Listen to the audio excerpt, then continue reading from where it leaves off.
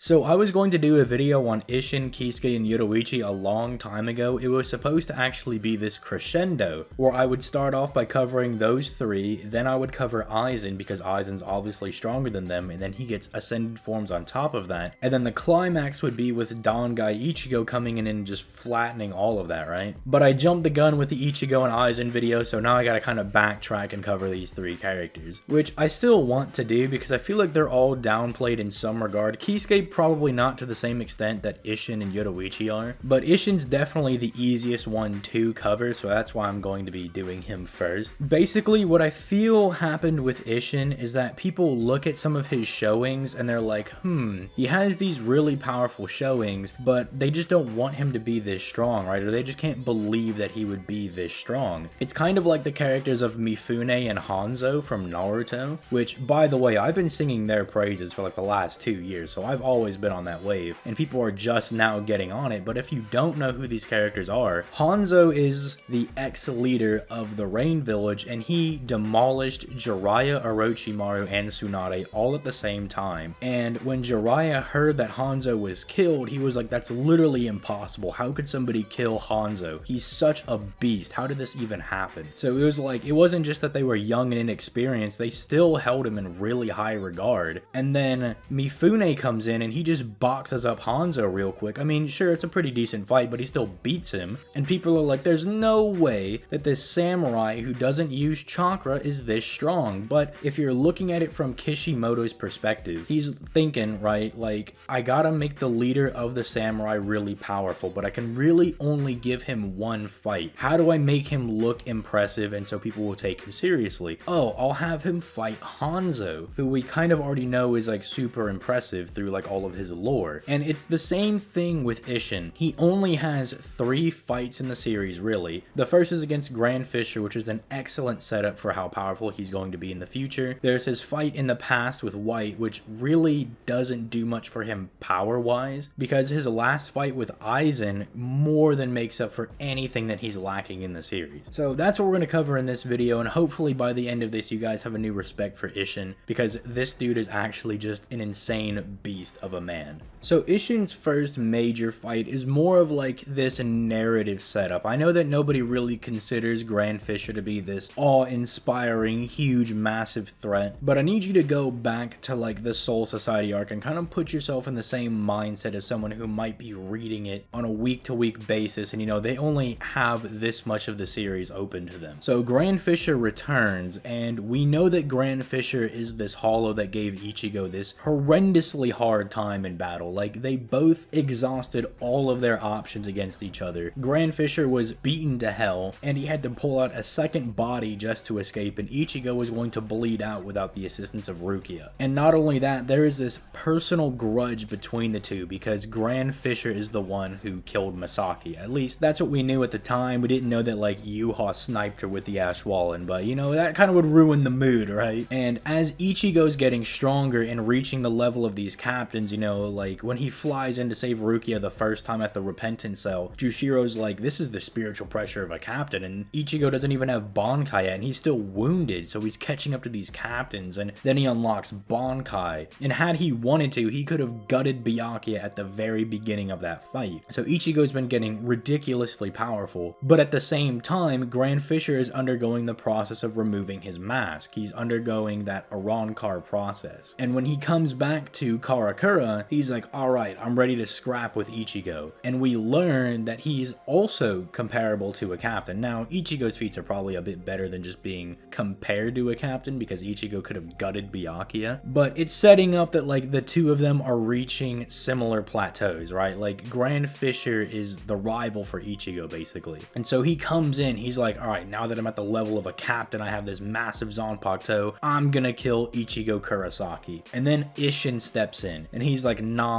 I can take care of you. And without using any Kido, without using Shikai or Bankai, just his regular Zanpakuto, he obliterates Grand Fisher, even mocking him for carrying around a massive Zanpakuto. He's like, yeah, captains do have Zanpakutos that massive because their spiritual pressure is huge. He's like, but they're also experienced enough to know that you can't wield something like that around because it's just unwieldy and it's not practical in any sense. But if you rewind and think about it, and you accept that Grand Fisher is on the level of a captain, right? We basically just have Isshin's introduction is he one-shots a captain in base, like with his regular Zanpakuto. And like I said, Ichigo could have one-shotted Byakuya, but that's with his Bankai. Uryu one-shot Mayuri, but that was at the cost of all of his powers. This person arrives on the scene being that powerful, and if you want to draw similarities to another character, Aizen also one-shot a captain pretty casually. He one-shot Komamura with an incomplete Kido. And if you want to say that like, oh, that's setting up that Isshin and Aizen would fight later on and that they have comparable power, be my guest, but I'm just saying that nobody really thinks about this when we're thinking about Isshin. We don't really think about his introduction and just how overwhelmingly powerful this guy is upon showing up in the series. And to go back to my point about, you know, writers not being able to focus on every character equally, and so they gotta, you know, pick their battles and really emphasize how strong they want a character to be when they do get to use them. This is a very good way to be like, hey, Ichigo's dad, Isshin, he's gonna be a big dick bandit in this series, just to let you guys know. This hollow that pops in and saying that he's as strong as a captain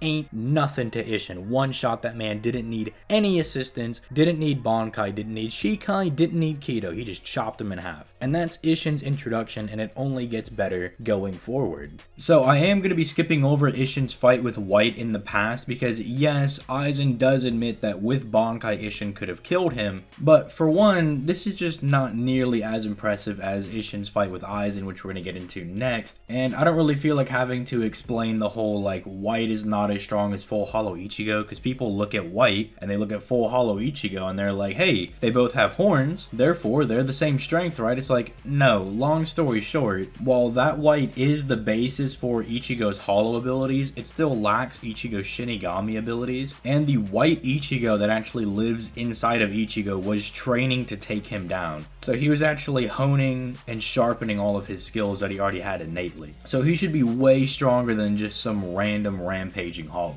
But it still doesn't come close to Isshin's showing against Aizen. So then we have Isshin's battle with Aizen. And I get why a lot of people are like, dude, this cannot be as impressive as it is, because they just can't accept that someone like Isshin is smacking around Aizen, you know, with no difficulty whatsoever. He's just using his regular Zanpakuto, minimal Kido, not using Shikai or Bankai, and he's smacking around the guy that's comparable to Shikai Yamamoto. The guy that's stronger than all of the Espada combined, the guy that basically soloed all of the Gote 13 and the Vizards. He's doing by himself solo and very casually. Aizen tries to hit him point blank with the Kido, it doesn't do any damage, and Aizen begins to undergo evolution as he's fighting Isshin, because Aizen evolves when he's being beaten, because the Hogyoku cannot allow him to lose and it wants to keep taking him to higher and higher stages. So whenever he gets nearly killed, or he would have been killed, or someone starts pushing him, he evolves. It's very similar to when Dangai Ichigo was fighting 4th Fusion Aizen, or the butterfly version, when Aizen says, oh, the Hogyoku cannot allow this, and then he goes into his monster form, so he further evolves. So it's not even when he necessarily dies, it's just when anybody's actually pushing him. And you can actually see that Aizen actually wasn't all that worried about Masked Ichigo, because he doesn't even evolve after that. He regenerates the wound, but then he just starts messing around with the Ichigo again. He's like, oh yeah, you're someone that I, you know, dreamt in the palm of my hand, and I created you from birth. But then Isshin, he's like taking the fight seriously, he's getting smacked around, and he's like, oh snap, I'm undergoing evolution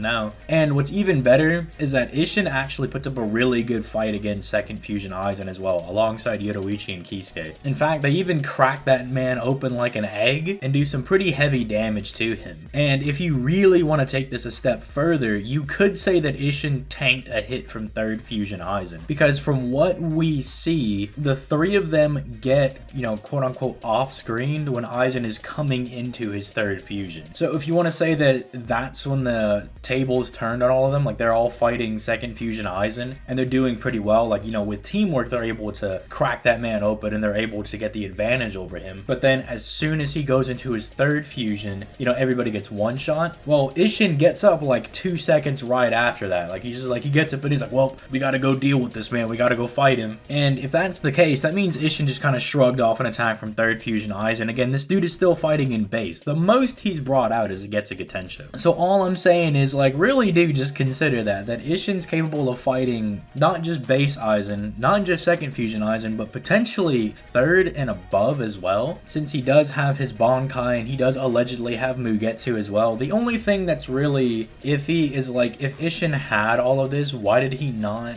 use it against Aizen himself? Like, maybe Isshin was capable of taking that hit from third fusion Aizen, but he's like, I can't take a whole bunch of those. Like, he's like, if I take 1 or 2 hits from Aizen in that third fusion, I'm dead, I'm toast. Like, it doesn't matter. Maybe the gap between second and third fusion was just that massive. Although it's still very, very odd, right, that Isshin's able to do that well against second fusion Aizen, again, crack him open like an egg, yet he's like, I can't sense this dude at all. So that either, like, kind of throws a wrench into the whole, like, oh, my spiritual pressure is so much greater than yours, I can neg all of your attacks, or Isshin is just really bad with sensing things. It's one of those two. But yeah, this dude is an absolute beefcake, a Chad, a monster, however you want to define him, and I would love to hear your guys' thoughts in the comments down below. Let me know what you think of Isshin. How strong do you think he is? Do you think I maybe overhyped him a little bit? Because I think he's massively underhyped. I think people try to put him on the same level as, like, base Aizen. I'm like, no, he's way stronger than base Aizen, potentially stronger than second fusion Aizen as well. So go ahead and leave those thoughts down in the comments down below. Leave a like if you enjoyed, subscribe if you want to continue to see some more of my content, and if you really want to go that extra mile and help your boy out, click that join button and become a member, where you get access to all the old live streams, any debates that I have uploaded and will upload in the future. You don't need to do any of, like, the super insane tiers. Like, YouTube makes you have 3 different payment tiers for members. I make everything available for, like, the absolute bare minimum cheapest thing you can do. So, like, you just want to show a little bit of support and you get everything. Like, you would only do those other tiers if you were, like, really wanting to go that extra mile. Like, it's not required at all. But with that being said, I'm gonna go ahead and get out of here. You guys have yourselves a nice day. Make sure you drink your water. Go get some vitamin D outside as long as you're wearing your mask. And yeah, I'm gonna go ahead and get out of here. Peace late, guys.